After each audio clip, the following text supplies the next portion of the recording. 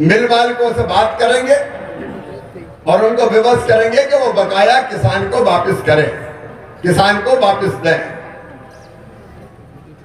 जले हुए ट्रांसफार्मर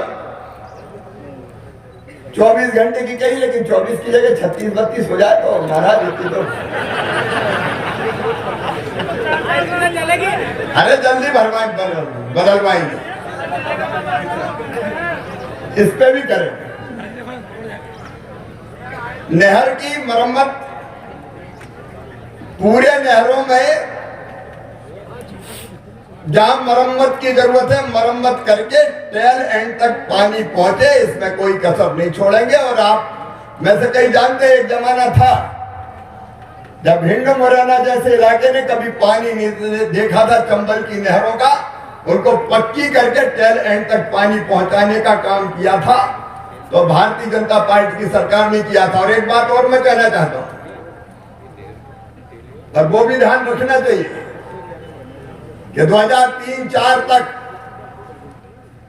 मध्य प्रदेश में कुल सिंचित जमीन का रकबा था 7.5 लाख हेक्टर। कांग्रेस, राजा, नवाब, अंग्रेज सबने मिला के जो सिंचाई की जमीन, जितनी जमीन में सिंचाई की थी वो थी 7.5 लाख हेक्टर, उसको बढ़ा के 45 लाख हेक्टर तक पहुंचा दिया और 65 लाख हेक्टर तक पहुंचा दिया।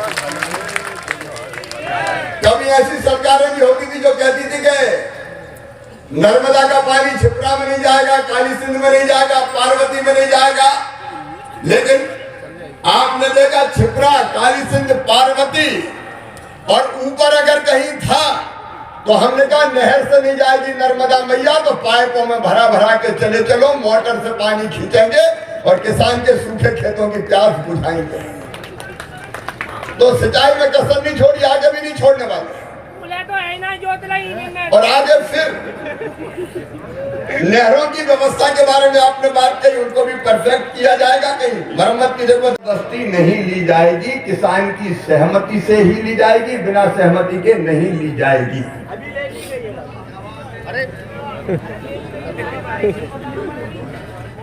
अतिवृष्टि, अफलन वायरस,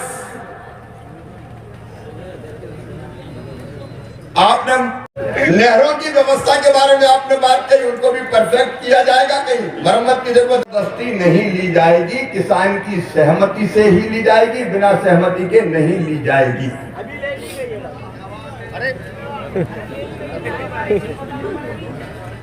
अतिवृष्टि, अफलन वायरस, आपने इस पे लिखा है फसलों का सर्वे कराकर क्षतिपूर्ति और फसल बीमा योजना दिया जाएगा, तो वो निश्चित तौर पर दिया जाएगा। फिर एक बात मैंने पहले ही कही है कि एक सरकार बीच में आई थी 15 महीने के लिए और कई वादे करके आई थी, वादे पूरे नहीं हुए और इसलिए कई किसान डिफॉल्टर हो गए। हमने फैसला किया कि जो डिफॉल्टर हो गए थे कर्ज माफी की घोषणा के कारण, उनके कर्जे का ब्याज हम माफ करेंगे, मतलब हम भरेंगे, ताकि किसान को दिक्कत ना हो।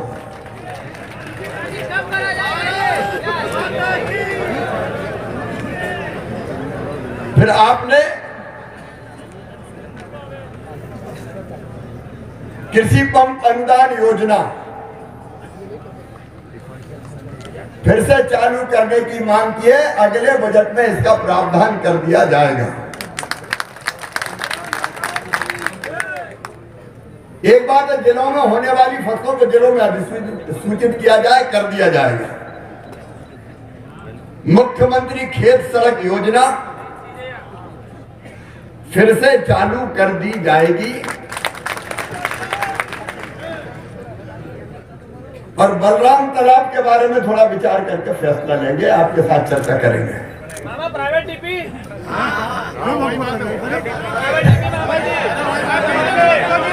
ये ये प्राइवेट डीपी और ये एक ही बात है ना, अलग बात है, एक ही बात है ना। अनुदान देकर डीपी रखवाना कोई प्राइवेट डीपी है।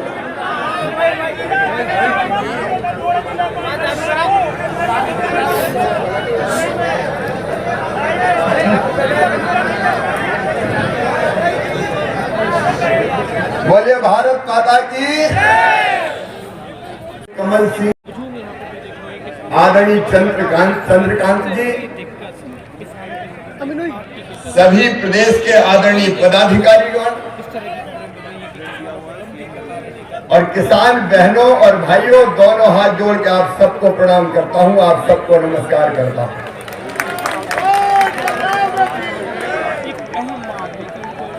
आज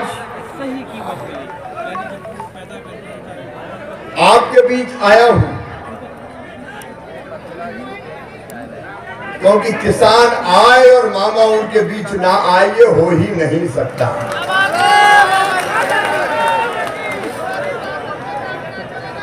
और इसलिए हमने तय किया किसान भाई और बहनों की समस्याओं को समझने कि हमने सीधा उस मंत्री को पकड़ा, वित्त मंत्री को, वो भी एक महिला है और मां ही जान सकती है कि बेटों की क्या समस्या हो सकती है।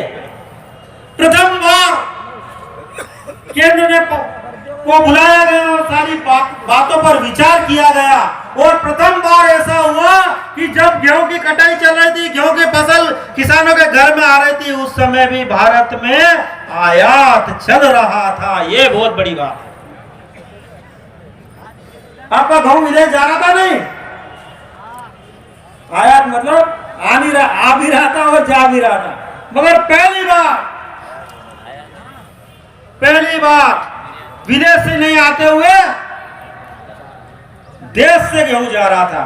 तो जो गेहूं 2000 ऊपर बिकना था वो 2100, 2200, 2300, 2400 और 3300 रुपए कुंटल में आप 15 दिन पहले बिका है लोकवन। बहुत बड़ी बात है।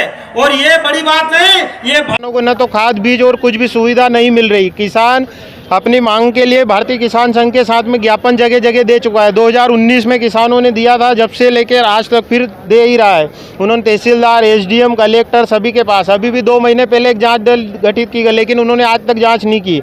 सभी का मिला होना है, इससे किसानों को किसी भी प्रकार का कोई भी फायदा नहीं हो रहा है।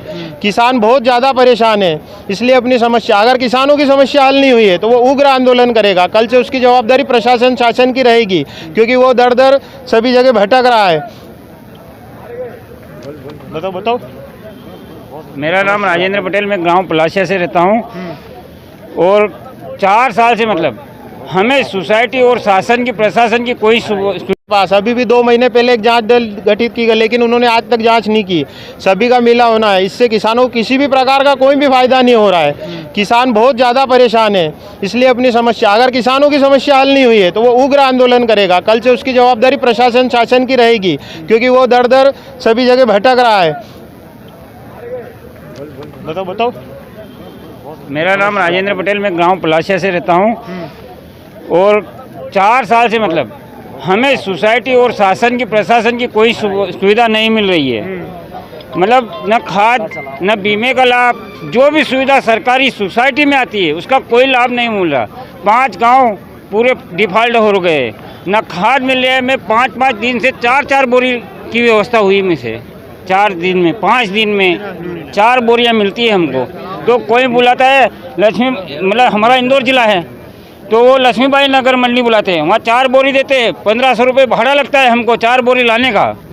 अधिकारी को फ़ोन करते हैं, मुख्यमंत्री जी ने शिकायत केंद्र बनाया, वहाँ से वो इंदौर फ़ोन कर देते हैं। वो बोलते हैं कि आप लक्ष्मीबाई नगर मंडी लेके आ जाओ, हमारा गांव वहाँ से 35 किलोमीटर दूर है। बोरी हमको मिलती है 4, वहाँ का भाड़ा है 1500 रुपये। ऐसा चल रहा है हमारी सोसाइटी का व्यवहार। अभी मुख्यमंत्री जी ने घोषणा करी है कि सारी मांगे पूरी हो अभी मुख्यमंत्री जी ने घोषणा करी है कि सारी मांगे पूरी करेंगे। लिखित में कुछ भी नहीं है। मान लो हमारे गांव की सोसाइटी है, वहाँ पे भरपूर खाद है, यूरिया, एमपी, डीएपी पूरा खाद है, लेकिन हमें 25 किलोमीटर दूर लेने के लिए भेजते हैं। तो नगद बिक्री केंद्र सोसाइटी केंद्र में ही चालू करें ना, लाइन लगानी पड़ती वहाँ भी लाइन लगानी, 200-200 आदमी खड़े रहते हैं, 400-400 आदमी खड़े रहते हैं। आज जो किसान आंदोलन जो हुआ है यहाँ पर कितने जिलों से लोग पूरे मध्य प्रदेश से उपस्थित हुए हैं यहाँ किसान, हर पूरे मध्य प्रदेश में समस्या है, 52 जिलों में। कितने सूत्रों को लेकर मांग रखी गई है? 12-13 सूत्रों को लेकर हमने मांगे रखी है।